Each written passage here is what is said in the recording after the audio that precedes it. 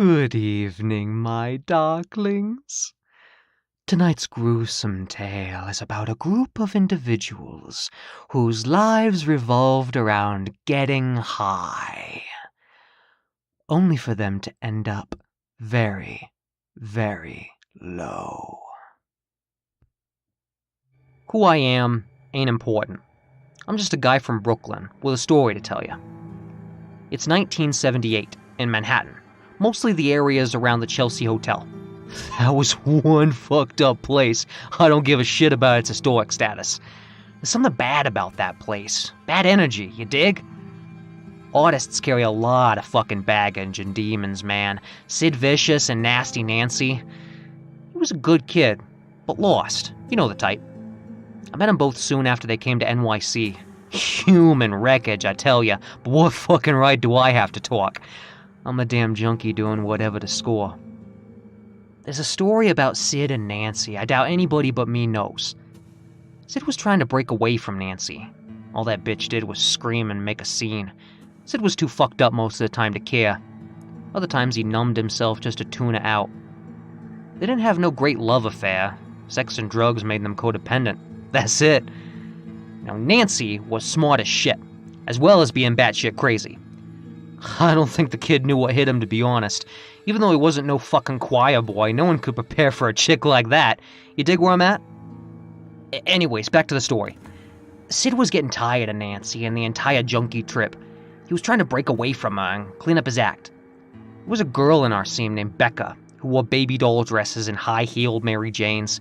She was a spry pixie thing with large, dark Bambi eyes and raven curls that draped her shoulders.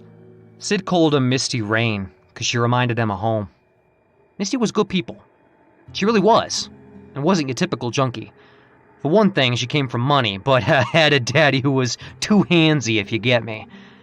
Her mom was drunk and vacant like most Park Avenue bitches. Perfect statues. You've seen them, come on. Misty was an only child, and really had no one from a circle of friends to confide in, so she chose us. She was a chippy, a weekend junkie who often went long periods without taking junk to care for us. Most among us knew not to fuck with the Golden Bank. She fed us, bailed us out, kept us from dying, but Nancy didn't care and was abusive. But she chose the wrong day to pick a fight with that tiny dancer. I remember it like it was yesterday. We were really fucking high. Sid OD'd and Misty brought him back with an adrenaline shot to the heart. That girl carried a lot of weight on her tiny shoulders, but took shit from no one. "Fuck it," Misty said as she grabbed Nancy by the back of a blonde rat nest that she called her hair and dragged her into the bathroom where she slammed the bitch's head into the sink. It sounded like a fucking gong. It was kind of funny to watch. Neither one weighed 100 pounds drowned. Nancy's body slumped to the floor, lifeless, her eyes fixated on nothingness as she moaned before she passed out. Misty yelled, "Come for me again, you depraved cunt, and I'll kill you!"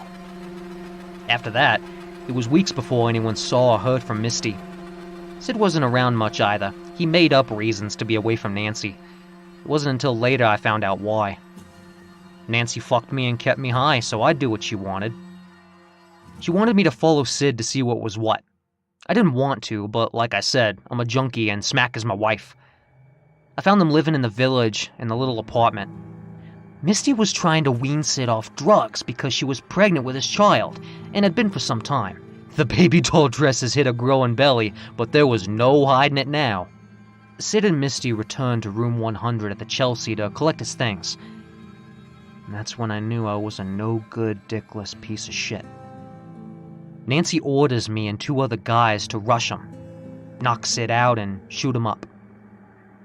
We did just that. Misty wasn't so lucky. Nancy punched her in the face several times as we held her down. Nancy screamed, "You try and steal my man, you filthy fucking whore!"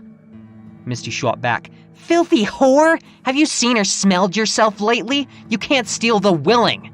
Face it, Nancy, drugs and pussy aren't everything, especially coming from you." Nancy headbutted Misty, dazing her. "You ain't having Sid's baby either, bitch!" She tried to jab Misty in the belly with a hot shot, but she was kicking like crazy and Nancy couldn't get close enough. So, genius that she was, she threw the needle like a fucking dot, hitting Misty in the belly. I couldn't believe how fucking lucky she got by hitting the placenta. Misty pulled out the needle and stabbed the other guy holding her down in the neck with it. It was so fucking fast, I still don't know how she broke free. "Help me," she said weakly. Me and the other guy managed to regain control over Misty as the drugs hit her system. Nancy ordered us to take Misty back to her room, room 301. I stayed behind and listened at the door. "This shot's gonna kill you quick. Ugh, you fucking bitch," Nancy yelled as Misty screamed. Blood burst out between her legs, spraying Nancy. "Seems like that little fucker's eager to get here, huh? I'll help it."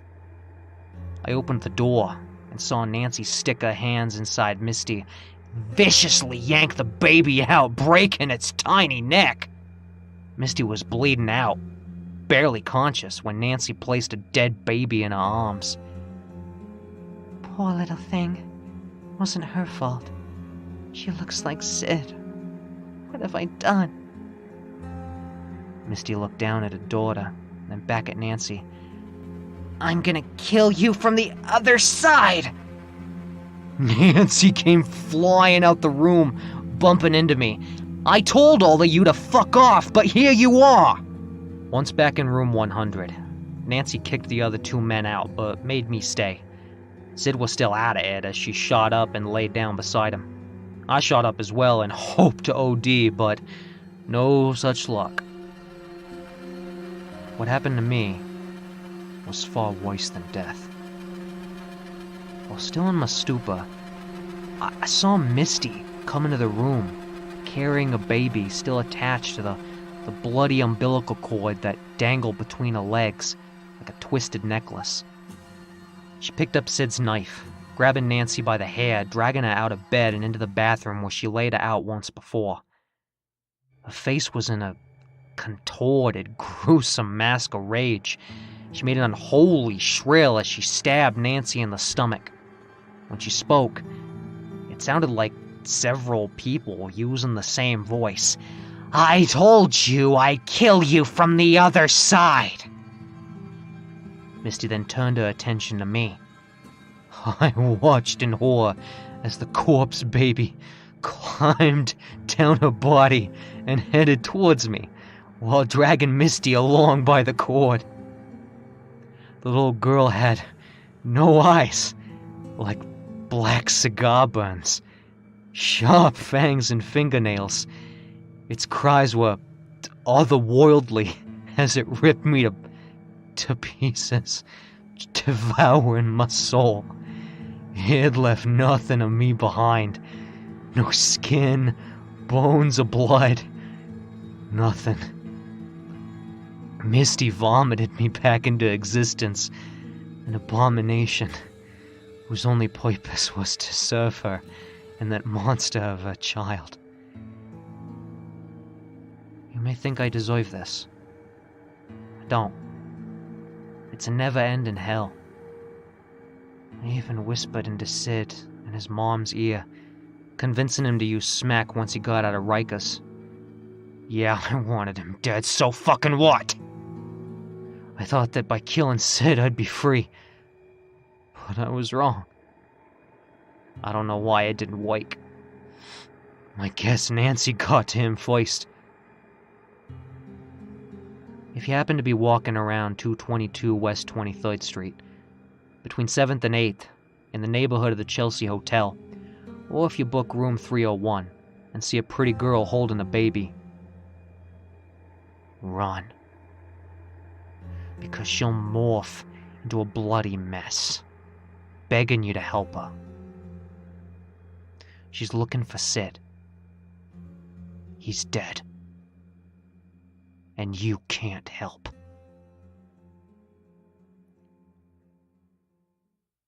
Oh, that one sent a shiver down my spine. I hope you enjoyed that as much as I did. Until next time, my darklings, may you have tender nightmares and slow, bitten kisses.